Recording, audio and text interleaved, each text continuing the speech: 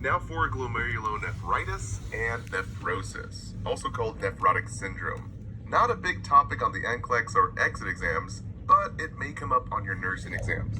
So anytime you see the word neph, think kidney, and itis, think inflammation.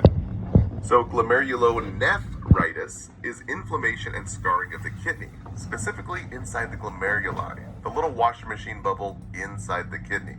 Now this inflammation sort of stretches out and destroys our little glomeruli, causing increased permeability, kind of like poking holes in a coffee filter. Since the kidney acts like a filter, instead of filtering protein, well, now it leaks out.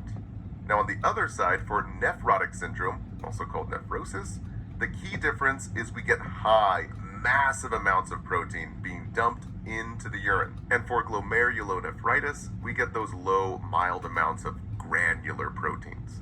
Now, in terms of the causes, nephrosis is caused by autoimmune diseases like lupus, where the body attacks itself, hurting the kidneys, triggered by the 4 S's that initiate an immune response. And this goes nearly for all autoimmune diseases. So we have stress, sickness or sepsis, basically infection, S for smoking, and then the last S is for sun or hot temperatures. And on the other side, glomerulonephritis is different in that it's caused by an infection, typically a strep infection like strep throat, that travels to the kidneys and resolves by itself within 14 days once the infection is gone. So we get the same sort of inflammation, but just from different causes. Now the big key point to write down here is that nephrotic syndrome, as mentioned before, we have big protein loss in the urine.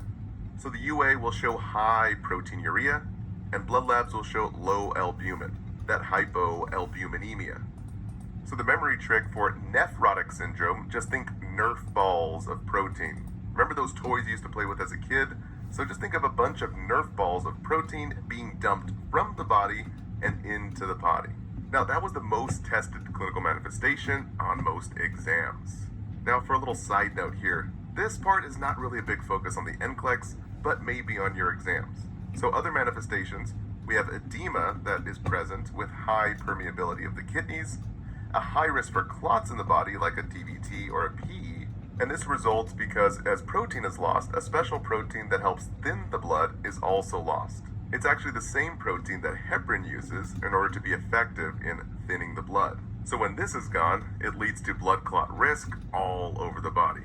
Now lastly, hyperlipidemia, those high lipids in the blood, result as the liver tries to compensate for all that low albumin. But again, it's not a need to know for the NCLEX, it usually just focuses on the protein. Now on the other side, for glomerulonephritis, we have less protein being dumped. So the UA will show lower proteinuria. And since it's caused by an infection, the key assessment findings will see recent strep infection, a fever, as well as blood labs will have high WBCs, since the body is typically fighting that infection. Now for both conditions, the 2 kidney labs will be increased. So the key terms, creatinine over 1.3 means bad kidney, and BUN over 20. And lastly, as a general rule, urine output 30 mLs per hour or less typically means the kidneys are in distress. Now, since the kidneys are inflamed here, we get fluid retention and classic fluid volume overload signs and symptoms, ending up with a high blood pressure, edema, JVD, and crackles in the lungs, that fluid in the lungs. Now this results in deadly complication with renal failure and hypertension crisis. We're talking BP so high that the client can have a bursted blood vessel inside the brain, known as a stroke, or aka a CVA. So we must report these key signs, write these down. A headache and mental status changes, as well as nausea and vomiting. These 2 are the most classic signs for hypertension crisis. And lastly, oliguria, that no or low urine output, as well as new, sudden, or rapid weight gain. We must teach the client to report any of these signs to the provider immediately. Now, as far as treatments for nephrotic syndrome, we treat the causes by removing the trigger and helping the body to stop attacking itself.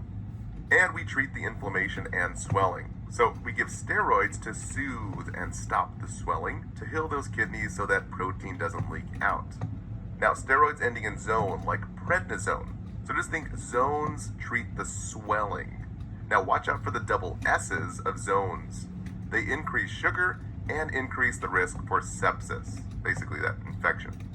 Now the diet here, this is the key difference. Be sure to write this down. In nephrotic syndrome, we increase protein. Big NCLEX tip. Since the key sign here is that massive Nerf balls of protein with nephrotic syndrome. This is the only kidney disease where we actually increase protein. So write that down. All the other kidney conditions, we limit protein. Now for glomerulonephritis, we treat the cause of infection by giving antibiotics, and the big key term here is to educate the client to finish all the antibiotics.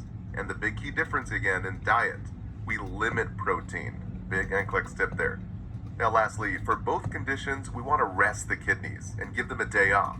They're hurting and they're inflamed. So we do this by decreasing the blood pressure to take the workload and pressure off of them. So for diet, we want to lower fluids and lower sodium, that sodium restriction. So just think, sodium swells the body with fluid, increasing the blood pressure. And for medications, our antihypertensives to decrease the blood pressure, mainly we use the A's and the D's on our chart here. So A is for ACEs and ARBs. ACEs end in pril like lisinopril, and ARBs end in sartan like losartan. And as far as our diuretics, these end in ide, so think the body is dry. So for loops, we have furosemide, and thiazides, we have hydrochlorothiazide. Now both of these guys are potassium wasters, so watch out for hypokalemia, that low potassium below 3.5. Alright guys, that wraps it up for this segment. Don't forget to take your quiz and download the study guides.